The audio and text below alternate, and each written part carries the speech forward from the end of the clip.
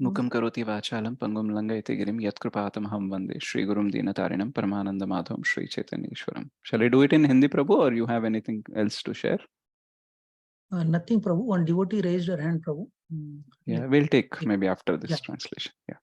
So आज का जो हमारा विषय है वो है कि वैष्णवों का संग कितना आवश्यक है हमारे भक्ति जीवन में. तो हम बहुत बार देखते हैं कि अगर झगड़ा करना है तो अकेले हम कर लेंगे, उसके लिए ज्यादा लोगों की जरूरत नहीं है. लेकिन अगर युद्ध करना है तो हम अकेले नहीं कर सकते. आप देखना, अगर कोई देश के लिए लड़ता है तो वो सिर्फ अकेले नहीं लड़ता है, वो मिल के एक युद्ध लड़ता है और उसके साथ बहुत सारे सैनिक होते हैं. क्योंकि किसी के अगेंस्ट युद्ध करने के लिए, किसी के विरुद्ध युद्ध करने के लिए हम अकेले काफी नहीं होते हैं. अगर जाएंगे तो क्या हो जाएगा, हम शहीद हो जाएंगे इमीडिएटली, राइट. तो यहाँ पे भी जब हम भक्ति में आते हैं तो हमें अकेले युद्ध नहीं करना चाहिए. ओके, और हमें ये नहीं समझना चाहिए कि हम माया के साथ झगड़ा कर रहे हैं. नहीं, हम माया के विरुद्ध युद्ध कर रहे हैं कि देखो, बहुत दिनों से हम आपके दास बन के रह चुके हैं, अब हमें आपके जो स्वामी है कृष्ण है उनका दास बनना है.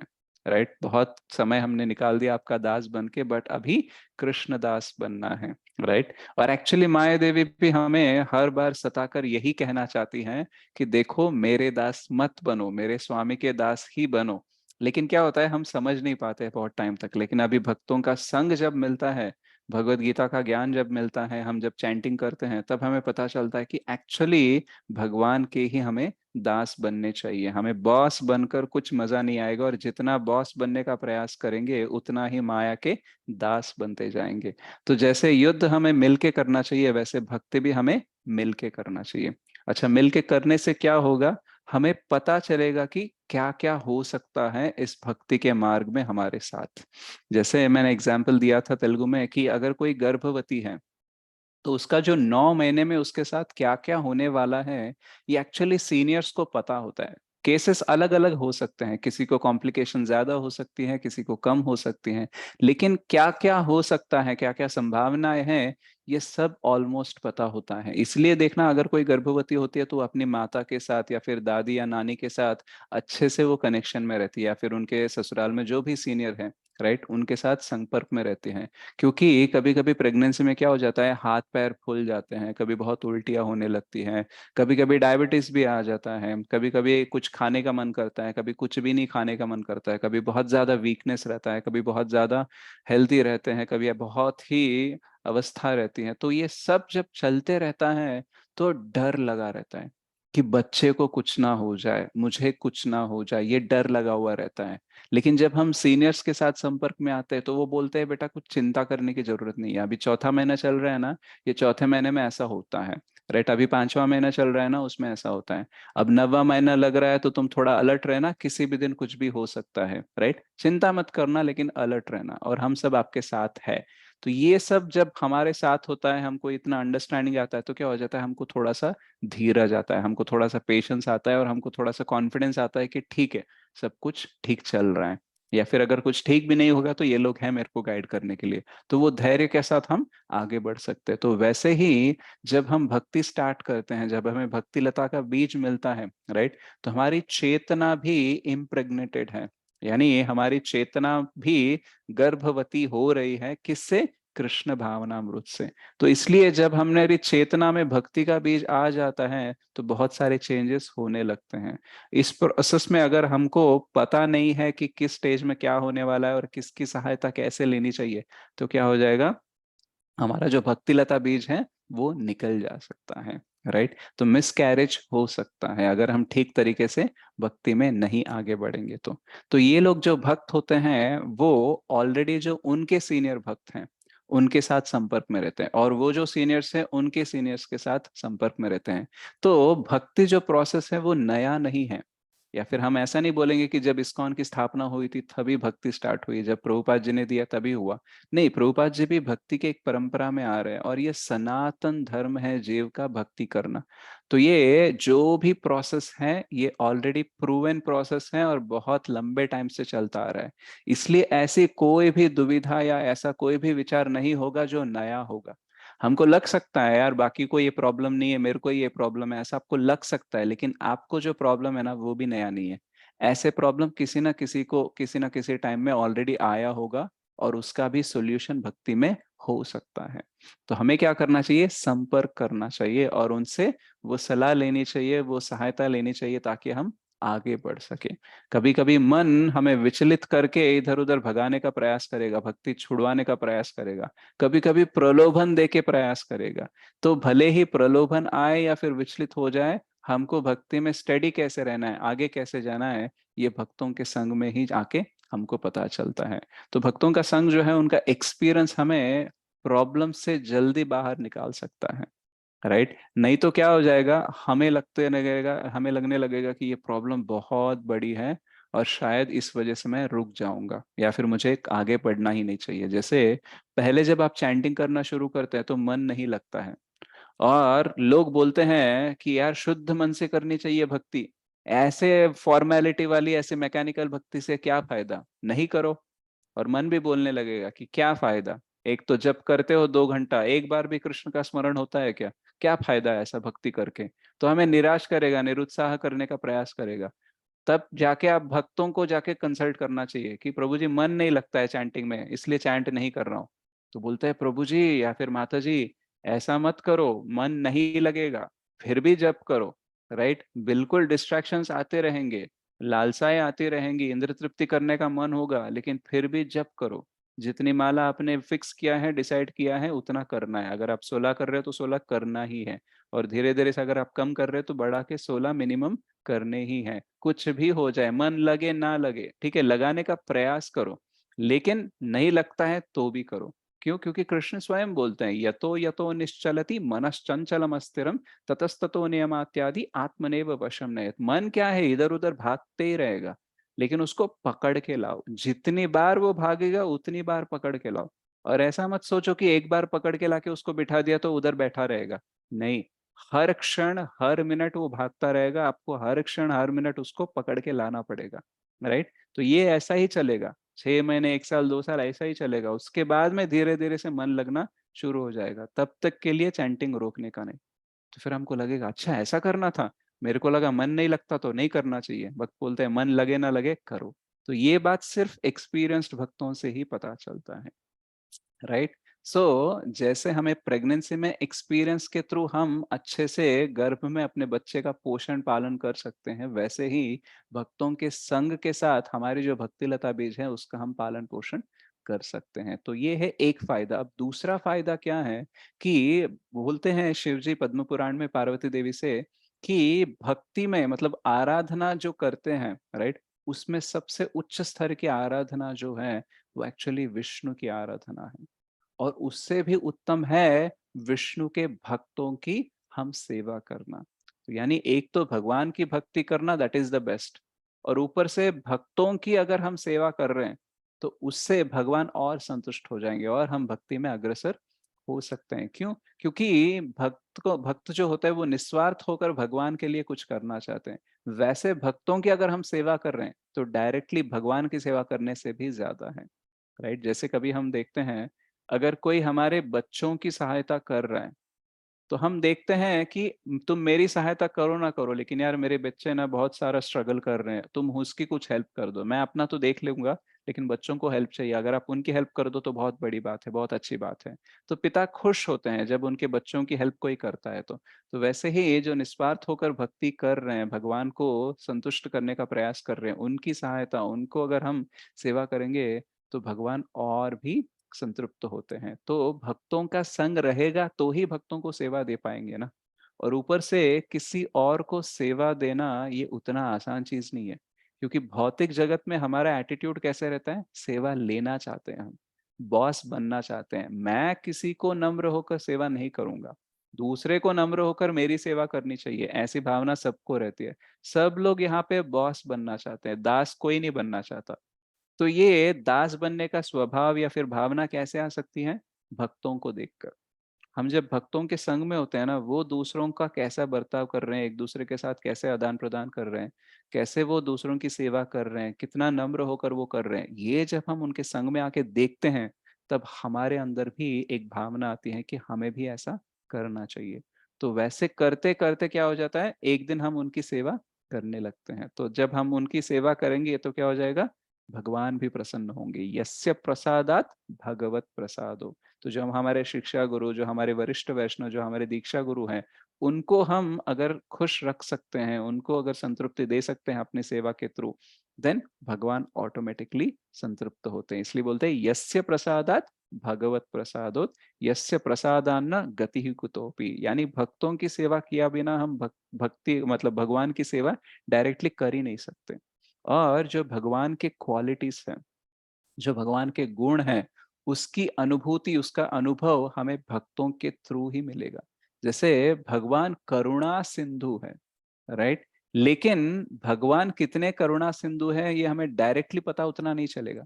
लेकिन भक्तों की करुणा का जो स्वभाव हम देखते हैं तब पता चलता है यार, करुणा सिंधु भगवान है, इसलिए भक्तों के पास भी इतनी करुणा है। अगर एक भक्त, एक जीव इतनी करुणा दिखा सकता है तो कृष्ण के पास कितनी करुणा होगी। तो कृष्ण को अगर जानना है तो भक्तों के संग में आकर ही जान सकते हैं। ये एक्चुअली भक्ति जो है वो इजी प्रोसेस है और शॉर्ट प्रोसेस है। श्रील भक्ति सिद्धांत सरस्वती ठाकुर बोलते हैं कि भक्ति is the easiest surest process और सिंपलेस्ट प्रोसेस भी। यानी ज्यादा मुश्किल नहीं है और ज्यादा कॉम्प्लिकेटेड भी नहीं है, समझ जाओगे आराम से। और तीसरा क्या है, पक्का आप भगवत प्राप्ति कर सकते हो, राइट। ऐसा नहीं है कि आपने भक्ति शुरू किया, आप पूरा कंप्लीट किया, फिर भी भगवान नहीं मिले, ऐसा हो ही नहीं सकता। ये प्रोसेस में जब तक आप रहोगे, सीधे सीधे चलोगे, तब तक आप सक्सेस गारंटीड है। और ये इजी है, श्योरेस्ट है, सिंपलेस्ट है, फिर भी हमको मुश्किल लगने लगता है। क्यों?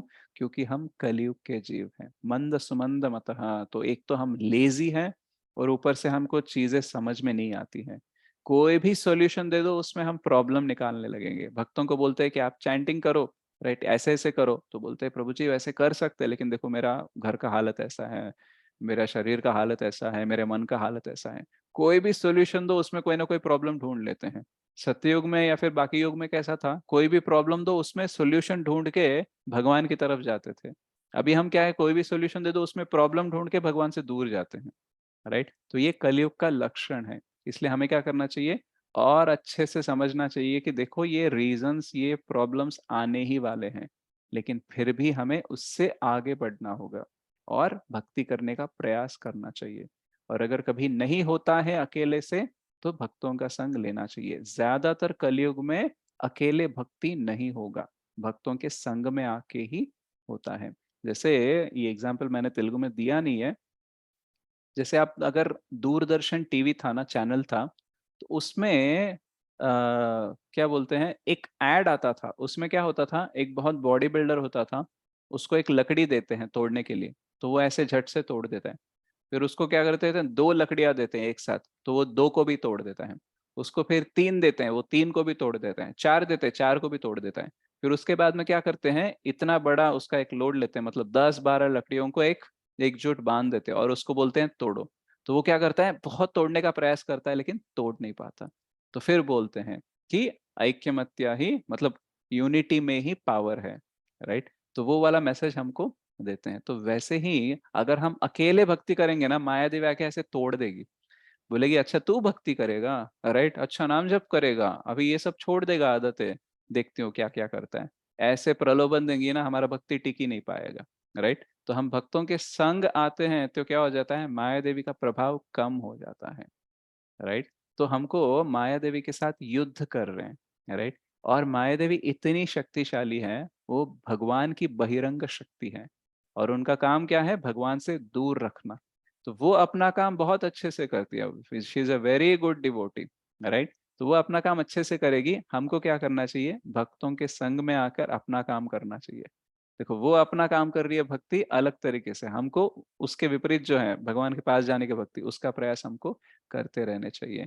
तो भक्तों के संग में जब आते हैं ना, तो एक दूसरे को देखकर हमको याद आता है कि देखो हमको भक्ति करनी चाहिए, हम आत्मा है, हमको भगवत धाम जाना है, हमको आध्यात्मिक जगत जाना है, भौतिक जगत के वासी हम है नहीं। ये सारी चीजें याद आती हैं, राइट। वैसे तो हम क्लास में सुनते हैं कि हम आत्मा है, क्लास बंद होते ही हम आत्मा नहीं, हम शरीर ही हो जाते हैं। मन क्या बोल रहा है, शरीर क्या बोल रहा है, उसके पीछे ही भागते हैं, राइट। तो भक्तों के संग में आते तो वो याद दिलाते हैं, आप आत्मा हो, आत्मा हो, आप कृष्ण के दास हो, आप भक्ति करो, राइट। तो जैसे कि अगर किसी को आईआईटी में या फिर यूपीएससी में सीट लाना है, तो उसको उन लोगों का संग करना चाहिए जो आईआईटी या यूपीएससी क्रैक करना चाहते हैं, वो एंट्रेंस क्रैक करना चाहते हैं, उसमें सीट लाना चाहते हैं।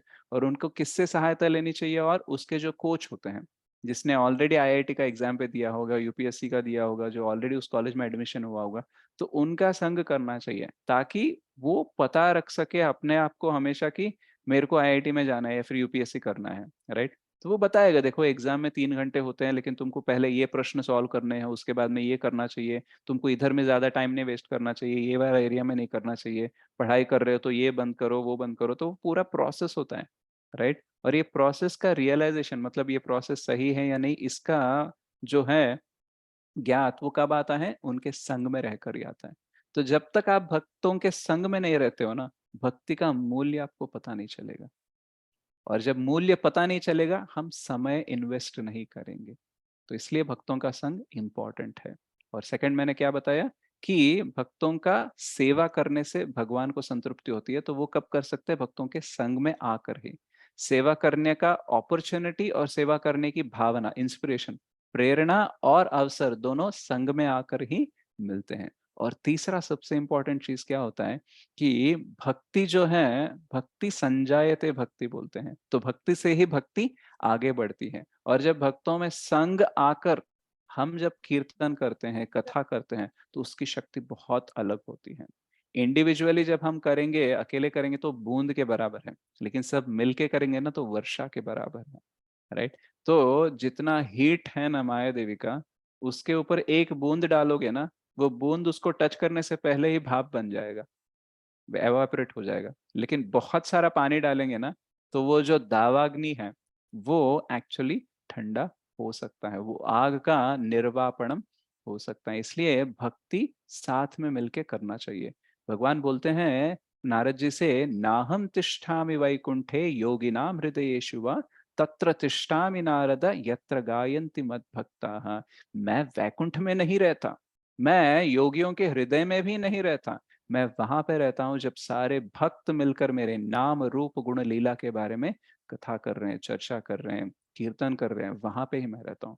तो इसका मतलब ये नहीं है कि भगवान वैकुंठ में नहीं रहते हैं, राइट। इसका मतलब ये नहीं कि योगियों के हृदय में नहीं रहते, बट इसका मतलब ये है कि मेरी उपस्थिति का अनुभव भक्तों को ज्यादा तब होगा जब वो साथ में मिलकर रूप गुण लीला के बारे में चर्चा कर रहे हैं, कृष्ण कथा कर रहे हैं, कृष्ण कीर्तन कर रहे हैं, तब अनुभूति, मेरी उपस्थिति का अनुभव उनको ज्यादा हो सकता है। ऐसा ही और एक श्लोक होता है नीलकंठ गोस्वामी द्वारा विरचित केवलाष्टकम में कि हरि सदा वसे तत्र यत्र भागवता जनाः गायन्ति भक्ति भावेन हरे नामेव केवलम। तो हरि कहाँ पे है, सदा वसेत तत्र यत्र भागवता जना, जहाँ पे भक्त लोग क्या कर रहे हैं, गायन्ति भक्ति भावेन, ऐसे ही कीर्तन नहीं कर रहे हैं, भक्ति भाव होकर, राइट। प्रीति पूर्वक जब भक्ति करते हैं, जब कीर्तन करते हैं, तो वहां पे मेरी उपस्थिति होती है। तो अगर भगवान का अनुभव हमें चाहिए, भगवान की अनुभूति हमें चाहिए, उनको एक्सपीरियंस करना चाहते हैं, तो कैसे कर सकते हैं, भक्तों के साथ मिलकर ही कर सकते हैं। और इसमें और एक क्या एडवांटेज आता है कि मान लो अगर हमारे समूह में कोई एक शुद्ध भक्त है, तो उसकी वजह से हम सबको भी वैकुंठ में एंट्री मिल सकती है, या फिर उसकी वजह से हमको कृष्ण का अनुभूति मिल सकता है। आप देखना कभी घर में बैठकर जप करना, कृष्ण की अनुभूति उतना नहीं होती है, लेकिन आप मंदिर में जाके कीर्तन में भाग लो ना, एक अलग टाइप का आनंद और सेटिस्फैक्शन आता है। क्यों? क्योंकि जिस प्रकार से एक शुद्ध भक्त भगवान को पुकारता है ना, तब जो भगवान का अनुभूति होता है, अनुभव होता है, वो अकेले से नहीं होता है। तो हमारे समूह में एक शुद्ध भक्त है और वो पुकार रहा है हरे कृष्ण कृष्ण कृष्ण हरे हरे, हरे राम राम राम हरे हरे। तो कृष्ण का एक्सपीरियंस ऐसे हो जाता है, उससे बाकी जो लोग उसके साथ बैठे हैं ना, उसको भी कृष्ण का अनुभव मिल जाता है।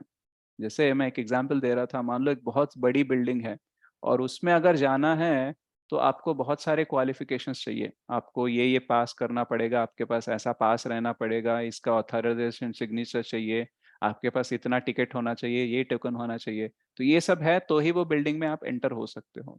तो ये एलिजिबिलिटी क्राइटेरिया है।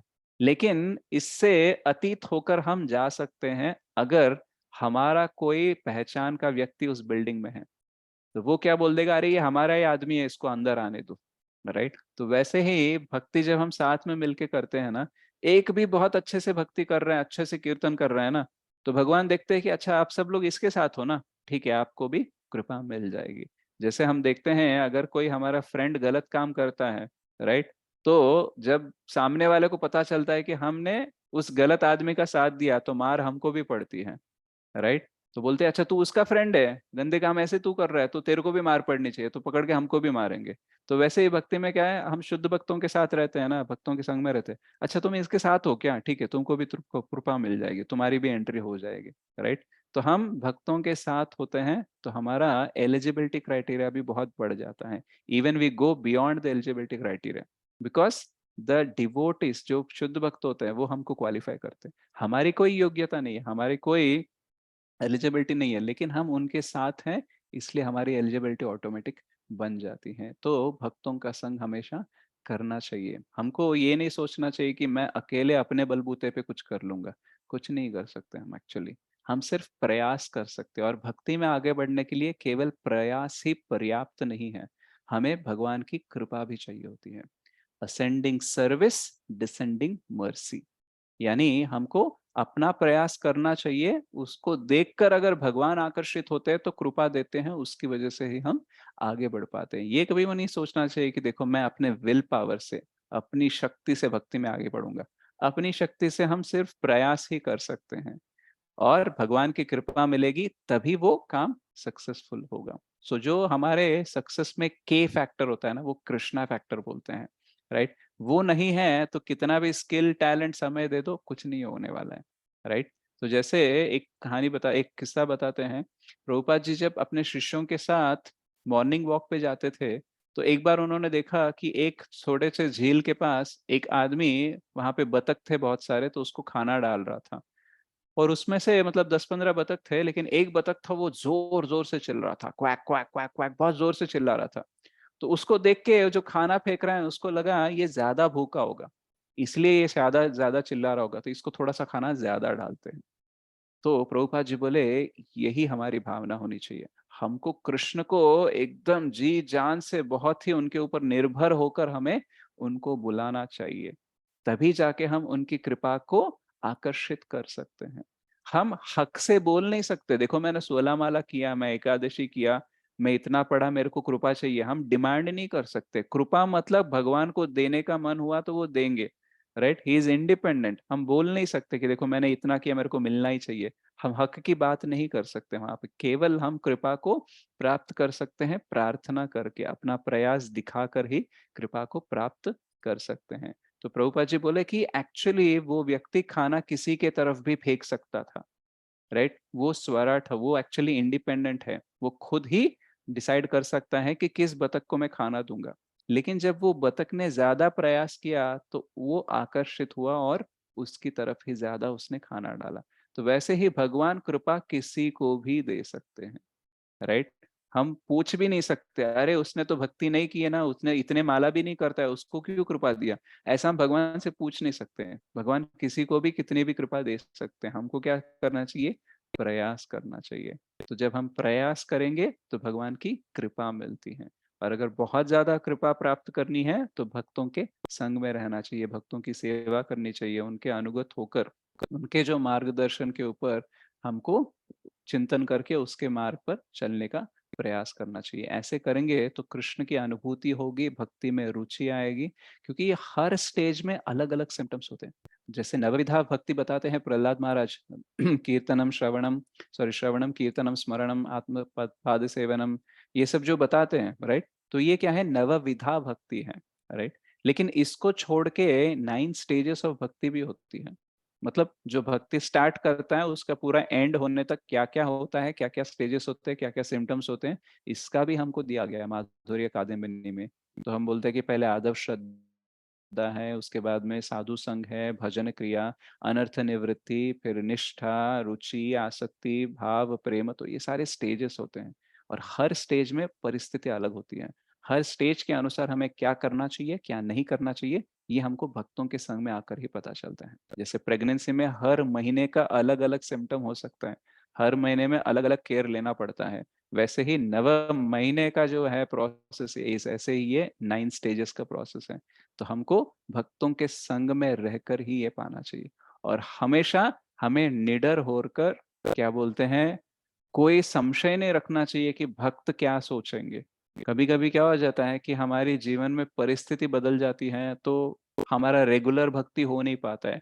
मान लो नई जॉब लग गई, नई शादी हो गई, या फिर घर में किसी का देहांत हो गया, किसी की तबीयत खराब है, या फिर जॉब चली गई, बिजनेस में लॉस चल रहा है, बहुत टेंशन चल रहा है, तो भक्ति छूटने का अवसर हो सकता है। क्योंकि जब स्ट्रेस में होता है आदमी, तो उसका माइंड स्टेबल नहीं रहता है, और बिना स्टेबिलिटी ऑफ माइंड भक्ति करना बहुत मुश्किल होता है। तो हो सकता है कि बीच बीच में हमारा कुछ अंतराय आ सकता है, प्रतिहता हो सकती है। तो वो जब गैप्स आते हैं, उस टाइम पे हमें शर्माना नहीं चाहिए, अपने आप को कोसना नहीं चाहिए कि देखो यार मैंने कुछ नहीं किया, अब मैं कैसे आगे बढ़ूं, भक्तों को कैसे अपना मुंह दिखाऊं। तो ये सब सोचना नहीं चाहिए, क्योंकि मन पता है क्या बोलेगा। वो बोलेगा, अरे तुमको तो सब पता है, इतने बुक्स पढ़े, इतने दिन चैंटिंग किए, बीच में इतना गैप आ गया, अभी कौन सा मुंह उठाकर, कौन सा मुंह लेकर जाओगे भक्तों से पूछने के लिए, अभी मुझे मदद करो। राइट। तो ये सब मन की बातें सुननी नहीं चाहिए, उसको दो थप्पड़ लगाने चाहिए, बोलना चाहिए, देख तेरी बात सुनकर ही ना इतना स्ट्रेस हुआ है, तेरी बात सुनकर ही भक्ति छूट रही है, अब तो तू बोलना बंद कर दे। राइट। तेरी बात सुनकर अगर सब कुछ हो जाता तो मैं कहाँ का रहता, मैं तो वैकुंठ में रहता ना। तुम्हारी बात सुन के ही तो मैं इधर भू जगत में आ गया, इधर मैं भूतल धरातल पे आ गया। राइट, वरना तो वैकुंठ में ही रहता ना। तो भक्त मुझे फिर से वैकुंठ ले जा सकते हैं, गोलोक लेके जा सकते हैं। तो भले ही मैंने गलतियां की, भले ही बहुत ब्रेक आया होगा, फिर भी मैं उनका मदद लूंगा, मैं उनकी सहायता लूंगा, उनका संग करूंगा। क्योंकि भक्त कभी भी, शायद वो डांटेगा, बोलेगा कि प्रभु जी आपको ऐसा नहीं करना चाहिए था, वैसा नहीं करना चाहिए था। आप बोल देना कि यस प्रभु, मेरे को पता चल गया ऐसा करना नहीं चाहिए था, उसका पश्चाताप हो रहा है, अभी उसको साइड में रखो, अभी बताओ मेरे को क्या करना चाहिए, कैसे मैं फिर से आगे बढ़ना चाहिए। So we may fall down, but we should not stay fallen. हम गिर सकते हैं, लेकिन हमें गिरा हुआ नहीं रहना चाहिए। जब भी गिरेंगे, उठकर हमें आगे बढ़ना चाहिए। भगवान माया शक्ति के द्वारा, अपनी बहिरंग शक्ति के द्वारा टेस्ट करते रहेंगे, और भगवान को भी पता है कि हम बीच बीच में गिरेंगे। तो उस टाइम पे हमें क्या करना चाहिए, एकदम बेशर्म होकर, राइट, एकदम बेझिझक हमको बोलना चाहिए, ये होने ही वाला था। ठीक है, मैं कभी भक्ति जन्मों से प्रैक्टिस नहीं कर रहा हूँ, अभी अभी शुरू किया है। राइट, इसमें कोई शर्माने की बात नहीं है। राइट, और शर्माते अगर गिल्ट फीलिंग रख के मैं रुक जाऊंगा तो ऐसे ही रह जाऊंगा। तो मुझे ये सब कुछ साइड में रखना है, ईगो साइड में रखना है, ये गिल्ट वगैरह सब कुछ साइड में रखना है, और मेरे को भक्ति में आगे बढ़ना है, क्योंकि यही मार्ग है। और जब भी हम गिरते हैं, हमें ये नहीं सोचना चाहिए कि हम गिर गए तो पीछे चले जा रहे हैं। कभी कभी भगवान ये भी देखते हैं कि जब ये गिरेगा तो कैसे उठेगा, उसके ऊपर भी वो आकर्षित हो जाते हैं। उनको पता है कि देखो इस परिस्थिति में उठना बहुत मुश्किल है, लेकिन अगर ये उठा तो इसको मैं बहुत कृपा दूंगा। तो ये टेस्ट हमारे चलते रहते हैं, इसलिए हमें क्या करना चाहिए, कुछ भी हो जाए आगे बढ़ते रहना चाहिए। कभी कभी बहुत उत्साह रहेगा भक्ति करने का, बहुत इंटरेस्ट रहेगा, कभी कभी नहीं रहेगा। कुछ भी हो जाए, हमको आगे बढ़ते ही रहना चाहिए। जैसे बचपन से जब हम चलना सीख रहे हैं, बहुत बार गिरे होंगे, लेकिन शर्म से कभी रुके नहीं है ना, हम आगे ही बढ़ते गए ना। तो वैसे ही हमें भक्ति में भी कितनी बार भी गिर जाए, हमें और सिंसियर होकर, देखो मैं अभी क्यों गिरा, क्योंकि मैंने ऐसे ऐसे किया, तो मुझे नेक्स्ट टाइम से ये सारी चीजें अवॉइड करनी चाहिए। ऐसे सोच के आपको आगे बढ़ते रहना चाहिए। तब ये सब कब होगा, जब भक्तों के संग में आएंगे तो। राइट, हमारा हौसला बढ़ेगा, हमारा आशाबद्ध होने की संभावना ज्यादा कब होगी, जब हम भक्तों के संग में आते हैं। तो इसलिए क्या है, फर्स्ट थिंग है, भक्तों को पता है किस प्रोसेस में क्या होता है, इसलिए उसका संग करना चाहिए। और दूसरा, भक्तों के संग में होंगे तो उनका संग करते हुए सेवा करने की भावना जगेगी, और उनकी सेवा करने का अवसर मिलेगा। और तो तीसरा, जब हम साथ में होते हैं तो कांग्रेगेशनल भक्ति का जो क्वांटिटी क्वालिटी होता है वो ज्यादा होता है।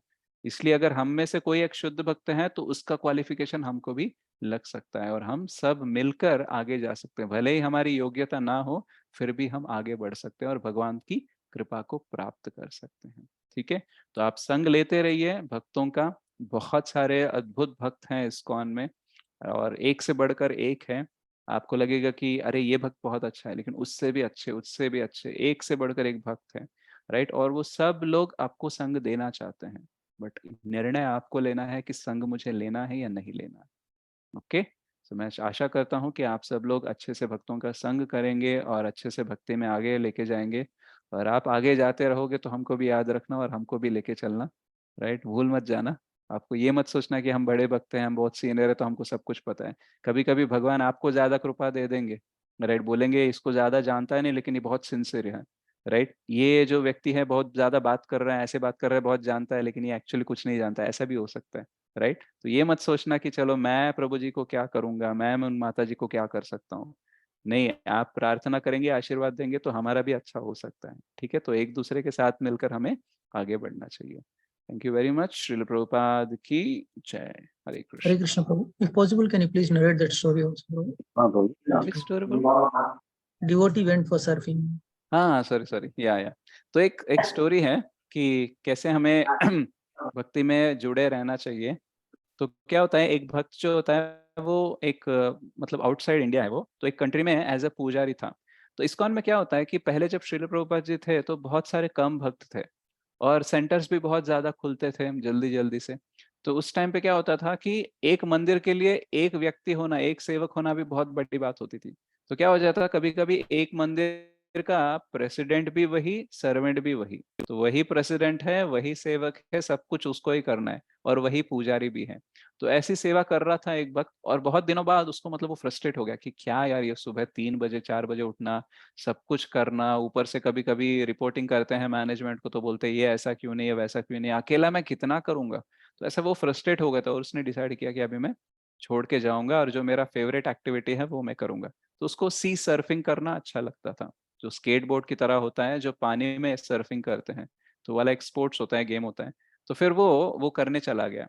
लेकिन क्या हो गया कि बीच में उसको तो कुछ हादसा हो गया वैसे करते करते, और वो पानी में गिर गया, मतलब समंदर में गिर गया। और उस टाइम पे देखो, समंदर तो स्विमिंग पूल नहीं है ना कि पूरा सा गार्ड किया जाए कि कोई दूसरा जीव ना आ जाए, कुछ हानि ना हो। समंदर है तो बहुत सारे जानवर होते हैं उसमें। तो एक शार्क जो था, वो शार्क आ रहा था उनकी तरफ, और वो देखकर उनको लगा कि आज तो मैं गया, राइट। तो इस्कॉन में ये जो हम सुनते हैं ना क्लासेस, और ये जो चैंटिंग करते हैं, मंदिर जाते हैं ना, इसकी वजह से क्या हो जाता है, हमको बहुत सारी चीजें ऑटोमेटिकली पता चलने लगती हैं। और इस्कॉन में जो भक्त होता है, थोड़ा टाइम स्पेंड करता है ना, उसको पता चलता है कि मुश्किल के समय पे कौन सा बटन दबाना है। तो उसको पता था कि अभी मुश्किल है तो नरसिंह देव ही मुझे सेव कर पाएंगे, तो उसने नरसिंह आरती करना शुरू कर दिया। उसके बाद में उसको जितने भी आरती आती है, जितने भी मंत्र आते हैं, सब कुछ बोलना स्टार्ट कर दिया। और उसके प्रभाव से क्या हुआ, वो जो शार्क आ रहा था वो उनकी तरफ आ रहा था, लेकिन सडनली उसने रास्ता बदल दिया और वो दूसरी तरफ चला गया। और जब ये आ रहा था पास में, उनके मन में एक भावना चल रही थी कि अगर मैं इधर से बच गया तो मैं मंदिर वापस जाऊंगा, राइट। तो फिर वो शार्क जैसे अपना रास्ता बदल दिया, बाकी दूसरों की सहायता लेकर वो फिर से आए तट पर और वो मंदिर आए। तो जब उनसे पूछा गया कि आप किधर गए थे, तो मैंने ऐसा सुना कि उन्होंने बोला कि कहाँ गए थे वो इम्पोर्टेंट नहीं है, कुछ सीख के आया हूँ, अभी इधर ही परमानेंटली सर्विस करूंगा, अब ये तो पता चल गया है। तो यहाँ पे सीखने की बात क्या है कि वैष्णव कभी दूसरे भक्तों को छोड़ते नहीं है। क्यों? क्योंकि भगवान का भी ये स्वभाव है कि वो किसी भी भक्त को जाने नहीं देते हैं। क्यों? क्योंकि जाने देंगे तो फिर यहीं पे हमें सड़ना पड़ेगा, इसी जगत में ऑलरेडी बहुत कुछ कष्ट भोग रहे हैं। तो अगर भगवान को छोड़ देंगे तो फिर से और कष्ट भोगना है। इसलिए वो क्या करेंगे, कभी कभी कष्टों के द्वारा भी फिर से वो अपने आप में, मतलब अपने अंदर उनको ले लेते हैं, अपने दायरे के अंदर उनको ले लेते हैं। तो वो भक्त को वो चाहे तो सुख दे सकते थे, राइट, लेकिन सुख देंगे तो भी वो कितना सुखी रहेगा, क्योंकि भौतिक जगत तो दुखालय है। तो इसलिए उन्होंने क्या किया, ये जो शार्क वाला आइटम था, उसके थ्रू उन्होंने क्या किया, भक्ति में उन्होंने फिर से वापस उन्हें बुला लिया। और इस बार जो वापस आया तो वो परमानेंटली रहने के लिए वापस आया। तो कभी कभी क्या हो जाता है, जब हमारा फॉल डाउन होता है, जब हम भक्ति में गिर जाते हैं, तो कभी कभी भगवान उसका भी अवसर लेकर, उसको भी एक अवसर मानकर हमें भक्ति में और दृढ़ करने का प्रयास कर सकते हैं। तो अगर वो भक्त ने ऐसा किया तो वो गलत है, लेकिन उस गलती से भी एक अच्छा परिणाम भगवान निकाल सकते हैं। तो इसलिए हमें क्या करना चाहिए, भगवान को छोड़कर नहीं जाना चाहिए, भक्तों को छोड़कर नहीं जाना चाहिए। बहुत सारे अवसर आएंगे आपको, कभी कभी भक्तों के प्रति आपकी भावना बदल सकती है, या फिर कभी टेम्पल का मैनेजमेंट देख के, या फिर किसी को देख के, या कुछ न्यूज में सुन के, कुछ भी हो सकता है कि आपको लगने लगे कि शायद भक्ति नहीं करनी चाहिए, राइट, भक्तों का संग नहीं करना चाहिए। तो ये सब कौन चला रहा है, माया देवी के अलग अलग ट्रैप होते हैं, राइट। इस जाल में नहीं फंसा तो उस जाल में फंसाऊंगी, उस जाल में नहीं फंसा तो तीसरा चौथा, ऐसे करोड़ों जाल होते हैं जिसमें हम हर रोज फंसते रहते हैं।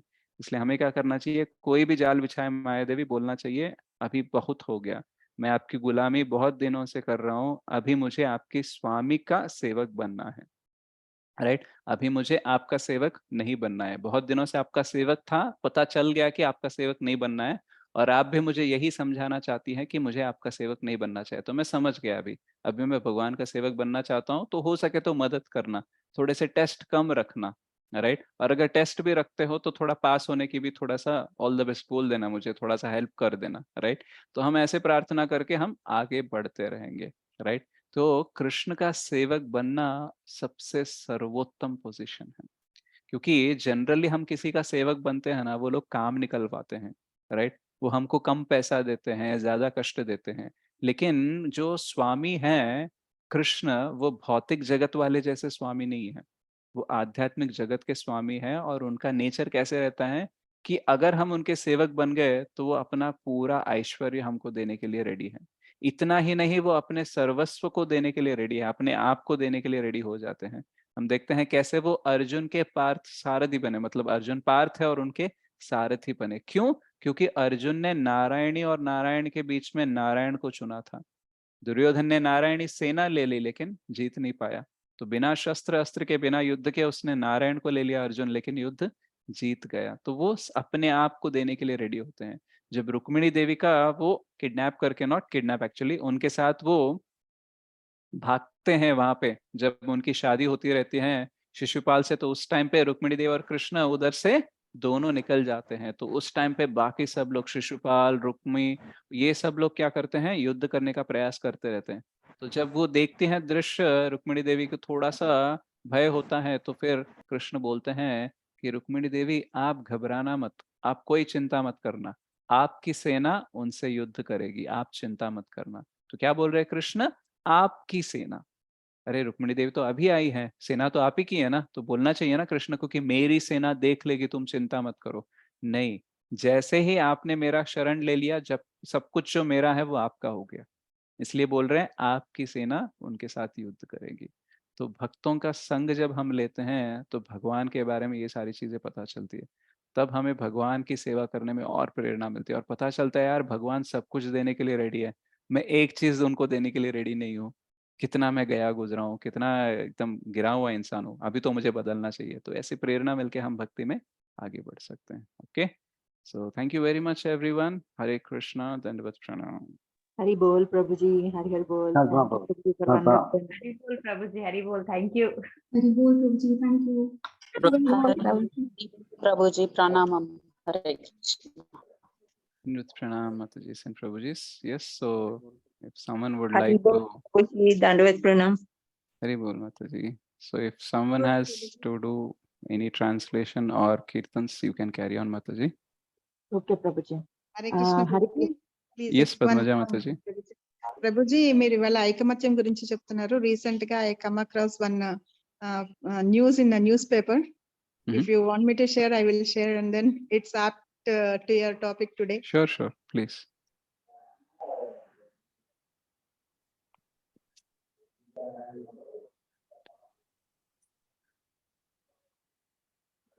Can see Prabhuji.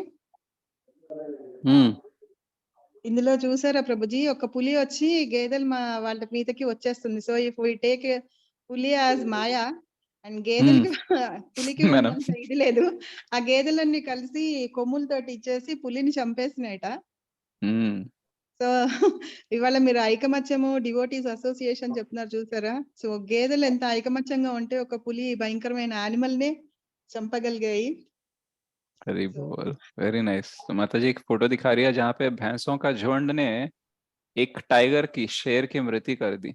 तो एक्चुअली शेर क्या करता है, अटैक करके उनको भगाता है, लेकिन जब सब लोग मिलजुट कर उसके ऊपर अटैक करे तो शेर की ही मृत्यु होगी और ये सारे बच गए। तो ये है एसोसिएशन का effect. Thank you very much माता जी। Thank you Hari Prabhuji. बोल माता जी, थैंक यू माता जी। हरे हरे कृष्ण।